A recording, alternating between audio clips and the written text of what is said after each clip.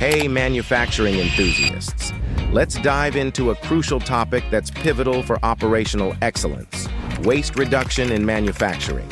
Imagine a factory where resources are utilized efficiently, processes are optimized, and value is maximized.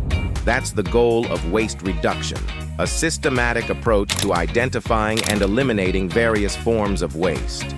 So, what are these wastes? Let's uncover some examples.